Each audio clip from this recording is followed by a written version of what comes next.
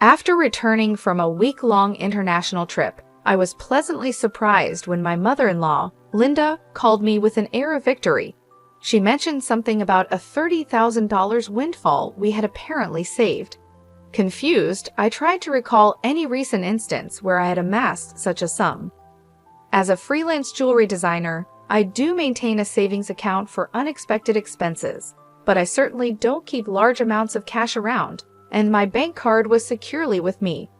Normally, no one else has access to withdraw such a substantial amount from my account. You gave it to me, so I took it from the sideboard drawer. You guys are doing well, so it's fine, Linda declared over the phone, leaving me bewildered. Before I could understand more, she quickly thanked me and hinted at counting on me for future financial help before hanging up. I was left puzzled about the missing $30,000 until Kevin, my husband, returned home and cleared up the confusion it was a misunderstanding. However, a month later, Linda bombarded me with numerous calls. I chose to ignore them initially, but the constant ringing eventually compelled me to answer. Over 60 missed calls displayed on my phone screen was disconcerting. As I picked up, Linda's shrill voice filled the room, accusing me of ignoring her. Her tone suggested she felt wronged, but to me, it was merely the consequences of her assumptions. My life as Mary, a 35-year, busy freelance jewelry designer wanting children but overwhelmed by work, is shared with my equally busy husband, Kevin. He originally had a corporate job, but now assists me in managing my growing design business. Early in our marriage, my designing gigs were sparse, and we largely depended on Kevin's steady income.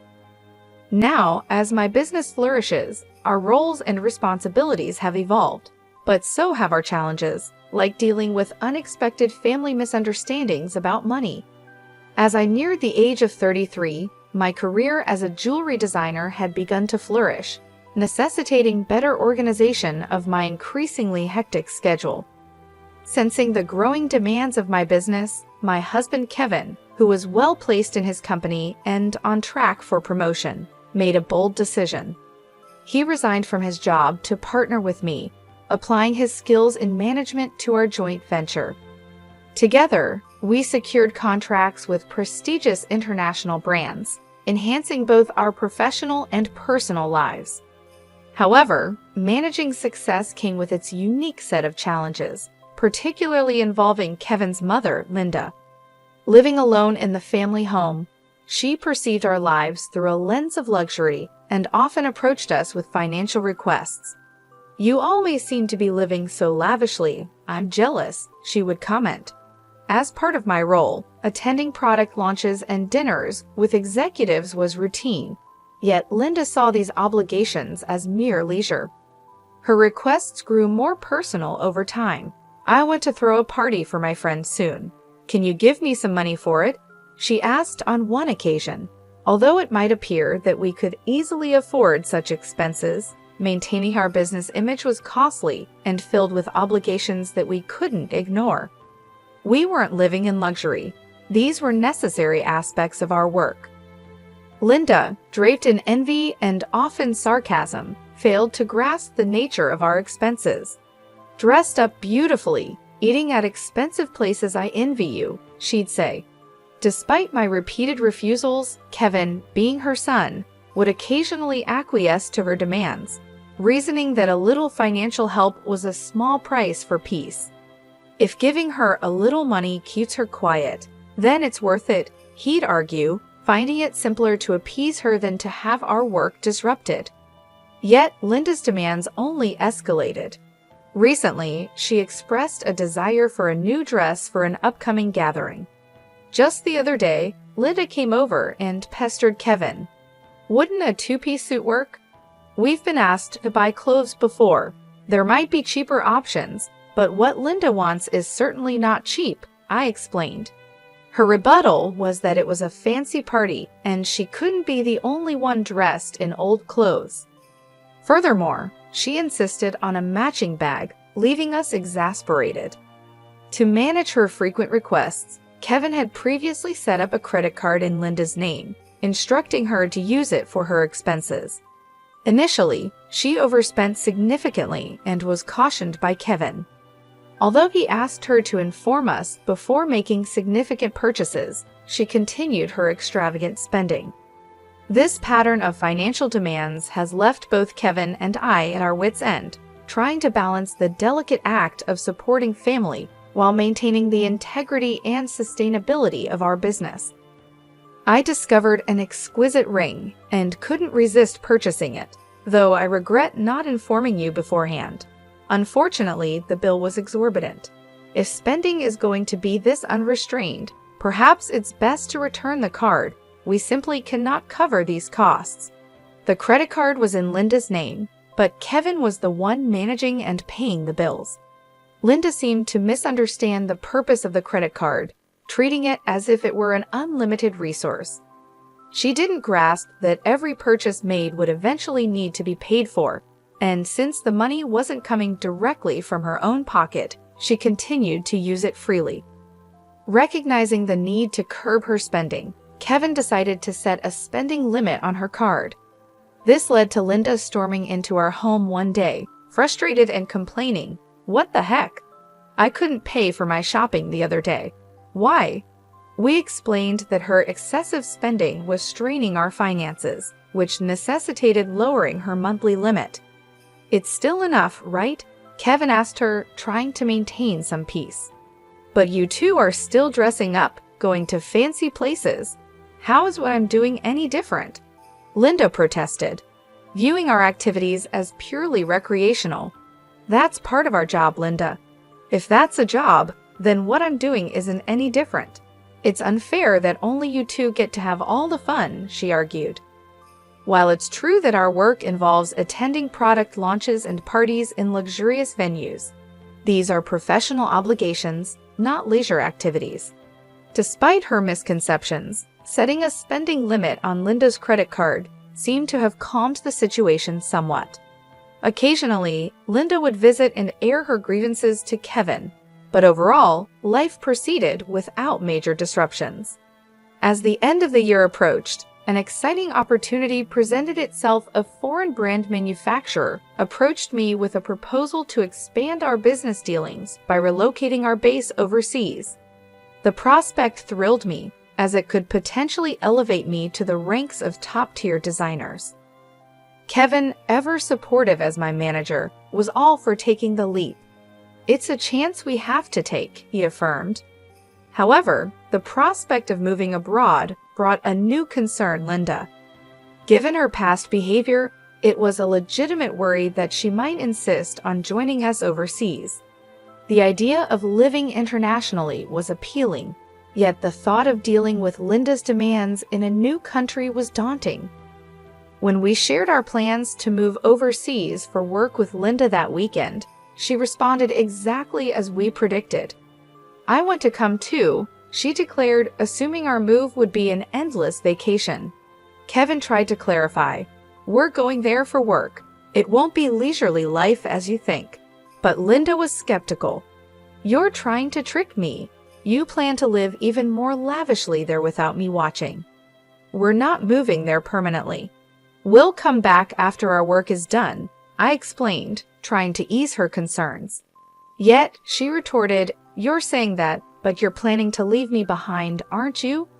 Exhausted by this repetitive argument, Kevin and I were both weary. In an attempt to compromise, Kevin suggested, "Okay, we can't take you with us, but how about we pay for a week-long trip for you instead?" Linda perked up at this. "Really? Are you sure?" "We'll cover your flight and hotel, but you'll need to manage the rest," Kevin affirmed. Pleased, at least for the moment, Linda left our house half-happy. However, the peace was short-lived. A few days later, while Kevin was preoccupied with the overseas move arrangements, Linda dropped by unexpectedly. "Hey, Mary," Kevin said that, "but I want to shop over there too. Can you give me some money?" she asked. "What about the card that Kevin gave you?" I inquired, knowing she had a designated credit card for such expenses. Linda's face fell. "That's the thing. Kevin finally took it away from me the other day. It appeared she had been reprimanded for overspending, And anticipating the challenges of managing finances with different currency rates overseas, Kevin had confiscated the card. I don't have that kind of money on hand either. I can't give you money without Kevin's approval. Can you ask him? I suggested, knowing full well Kevin's stance. It's no use asking him, that's why I'm asking you, she pressed, raising her voice in frustration. Linda did end up going on a 10-day trip abroad, which I assumed Kevin managed to fund somehow. Upon her return, she called me, brimming with excitement. I'm back, and it was so fun. She excitedly shared tales of her sightseeing and dining adventures, though I hadn't asked. And I overbought souvenirs, couldn't fit them in my suitcase, so I had them shipped here. Can't wait for them to arrive. That's nice, I replied, trying to keep my tone neutral despite feeling a bit overwhelmed. Thanks to the money you saved up, I had a blast, she exclaimed. Saved up money? What are you talking about? I responded, puzzled and a bit alarmed, having no recollection of setting aside money for her splurge. I had set aside some savings specifically for business emergencies, all securely stored in my bank account. Therefore, it was baffling when Linda mentioned withdrawing a significant sum of money. You really didn't notice. You're surprisingly oblivious, she remarked. Despite her claims, I had absolutely no memory of such money. I found it in your house's sideboard drawer, she said, claiming she took $30,000. I was stunned. Why would such a large amount of cash be stashed away at home, especially not in a drawer where anyone could find it? Confused, I confronted her. I'm not sure what money you're talking about, but taking it from our house without permission is theft, even if you're family. Do you understand that? Linda's response was unsettlingly casual. That's why I'm telling you now. I used it. Consider it a post-factum report, she declared unapologetically. I have no idea about this money, but if you took it and used it without telling anyone, that's a crime. And if it was something Kevin had set aside for an important transaction, it's even more serious, I explained, trying to make sense of the situation. Despite this, there hadn't been any noticeable disruptions in our business finances during her trip. You two live so extravagantly, so why can't I have a little of that? Think of it as doing a favor for your parent. It's not a big deal, right? She rationalized, showing a sense of entitlement that was hard to comprehend. It's one thing to ask for help from your son and his wife, but this is not how you should behave after taking someone else's money, I replied, still in disbelief. I'm glad you enjoyed your trip, but I'll have to discuss this with Kevin when he returns. Kevin will understand. After all, I'm his only mother, and $30,000 isn't much to him, she assumed. All right, I'll pass the message along, I said, astounded by her lack of awareness. Later that evening, when Kevin came home, he looked troubled. Mary, do you know about the money I left in the drawer? He asked urgently. 15 days ago, I withdrew it from my bank account, and now it's gone. Keeping such a large sum in a drawer, didn't you think it was careless? I needed cash immediately for an urgent payment. Do you know anything about it? It suddenly clicked. Linda's earlier call thanking me for the $30,000 and mentioning how much fun she had made sense now. It was Kevin's money, meant for a crucial purpose. Kevin, today Linda called, thanking us for the $30K and saying she had a blast with it. I didn't understand what she meant until now, I explained, piecing everything together. So it was Kevin's money, but what was such a large amount meant for? Hey, if it wasn't for a business payment, we've been doing bank transfers for a long time, right? Why cash all of a sudden? I questioned, trying to understand the whole scenario while dealing with the ramifications of Linda's actions. I was aware it was Kevin's money that had disappeared, but the full context was still unclear to me. Linda, it turned out, had taken the money without informing us, and I needed to understand why.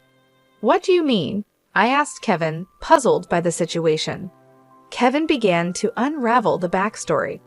After he had reduced the credit limit on Linda's card, she started secretly borrowing money from various sources, including consumer finance cards and credit cards she had opened without our knowledge.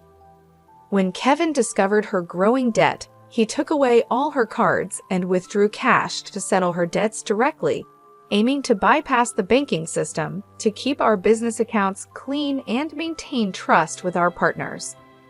This was also partly a farewell gesture, as we're moving abroad and won't be around to manage such issues for her, Kevin explained. I plan to handle her debts discreetly to prevent our financial records from getting complicated. A month had passed since then, and as I was busy packing for our move, Linda's frequent calls became hard to ignore. When I finally took her call, her voice was tinged with desperation. "Why aren't you answering my calls? I've called so many times," she said, almost in tears. "I'm sorry, Linda. I've been caught up with the move. What's going on?" I asked, trying to remain calm and give her a chance to explain her side. "It's not just one thing, it's everything. They're asking for payments almost every day. It's too much," Linda confessed, her voice cracking under the strain. "Have you tried contacting Kevin about this?" I inquired, hoping she had sought his help first. "He seems to be blocking my calls.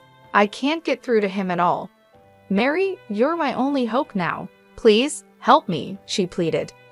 I realized then just how complex the situation had become. Linda's financial recklessness had led her into a labyrinth of debt, and now, isolated from Kevin's assistance, she was turning to me as her last resort.